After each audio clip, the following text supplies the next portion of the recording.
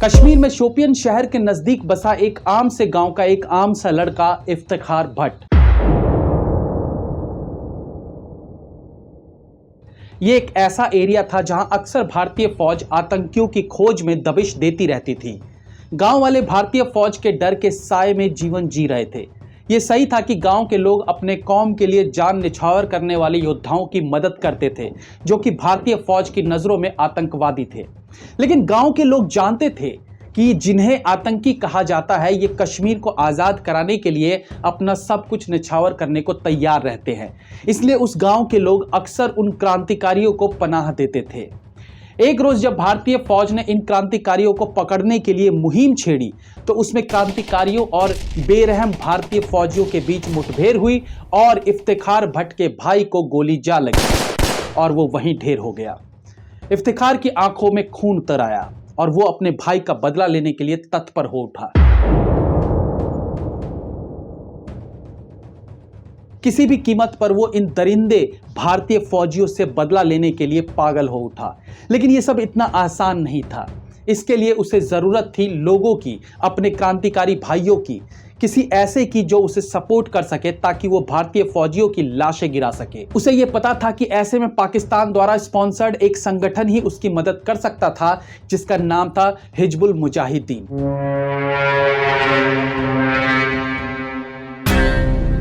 लेकिन उस तक पहुंचना कतई आसान नहीं था। उन तक पहुंचने के लिए वो उपाय खोजने लगा।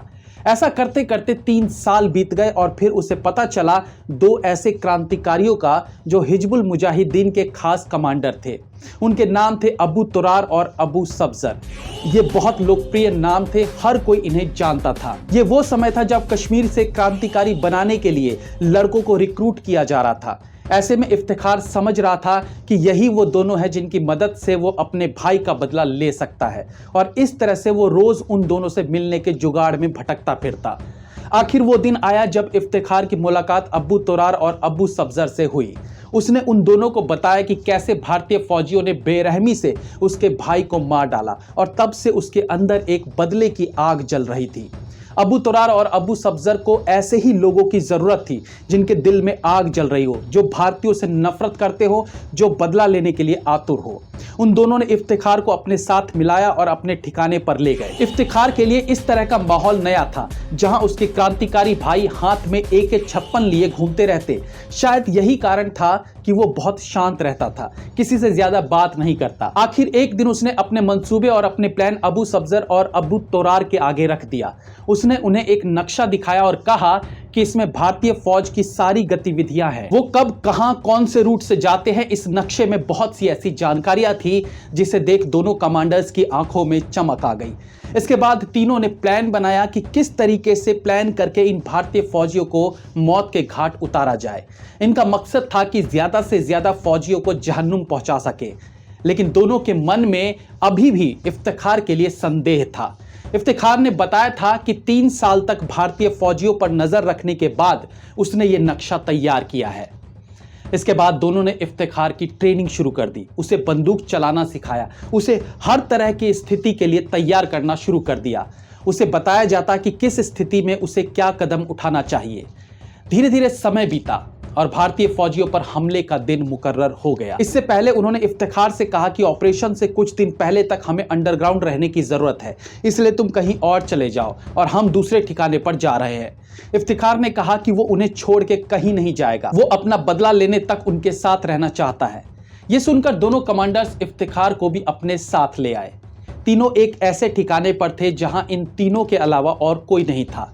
अबू तुरार और अबू सब्जर गुफानुमा कमरे के बाहर बैठे थे। उनके बगल में उनकी AK-56 राइफल्स रखी हुई थी। दोनों बात कर रहे थे कि क्या उन्हें इफ्तिखार पर भरोसा करना चाहिए या नहीं। इतने में अंदर से इफ्तिखार आया, जिसके हाथ में कावा से भरी केतली थी और 3 ग्लास थे। उसने तीनों ग्लास में कावा डाला और 2 ग्लास उन दोनों की ओर बढ़ा दिया। तीनों कावा पीने लगे कि तभी एक कमांडर ने दोबारा से पूछा, इफ्तिखार तू है कौन? कुछ देर चुप रहने के बाद इफ्तिखार ने अपना ग्लास जमीन पर फेंकते हुए अपनी राइफल उठा ली और दोनों की ओर तान दिया। ये देख दोनों हड़बड़ा गए और तुरार खड़ा हो गया और फिर इफ्तिखार बोला, अगर आपको मुझ पर यकीन नहीं है तो ये लो राइफल और मुझे मार डालो। ये सुन तुरार ने जमीन पर बैठे सब्जार की ओर देखा। कि तभी एक गोली सनसनाती हुई तोरार की पीठ में जा धंसी। ये देख सब्जार हड़बड़ाया और इससे पहले कि वो खड़ा हो पाता, एक गोली उसकी छाती में भी उतर गई। इफ्तिखार के हाथ में पिस्तौल थी जिससे अभी भी धुआं निकल रहा था। दोनों को मरा देख इफ्तिखार इत्मीनान से खाट पर बैठ गया और केतली से दोबारा कावा को ग्लास में भरा और इत्मीनान के साथ उसे पीने लगा।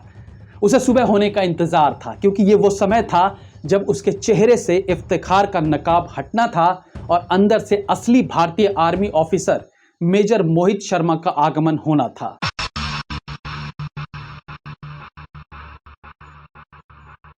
जी हां, ये इफ्तिखार कोई और नहीं बल्कि भारतीय आर्मी का जाबाज योद्धा था जिसने इन दोनों आतंकियों को मार गिराने के लिए 3 साल तपस्या की, जंगलों में रूप बदल कर रहा और अपनी जान हथेली पर रखकर उन्हें ठिकाने पर पहुंचाकर दोनों को अपनी 72 हुरों को हमारा सलाम बोलना। 72 हुरों के पास भेज दिया।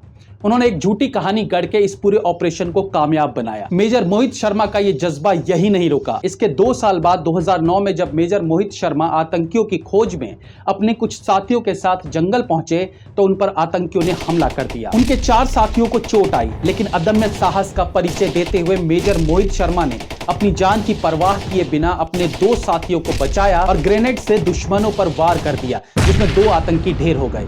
लेकिन इस बीच एक गोली उनकी छाती में लग चुकी थी। फिर भी उन्होंने साहस नहीं छोड़ा और लड़ते हुए 2 और आतंकियों को मार गिराया। दुश्मनों को मारने और अपने साथियों को बचाने के दरमियान वो अपने जीवन से हाथ धो बैठे और वीरगति को प्राप्त हो गए। अभी तक भी ये लगता नहीं है कि वो चला गया। जिस कोने में खड़े होते हैं ऐसा लगता है कि मोहित बुला रहा है। शाम होती तो ऐसा लगता है शायद मोहित अभी आने वाला है, अभी उसका फोन आएगा कि मैं आ रहा हूँ। कुछ सच है ही नहीं। तेरी धरती को चूमे गगन, है वतन मेरे वतन, मेरे वतन। शान तेरी कभी कम न हो, है वतन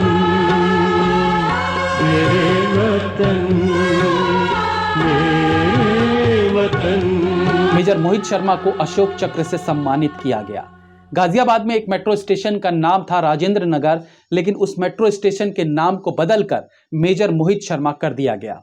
तो जब भी कभी इस मेट्रो से आप गुजरे तो इस भारत पुत्र के साहस, उसके शौर्य, उसके भारत मां के प्रति जज्बे को जरूर याद कीजिएगा।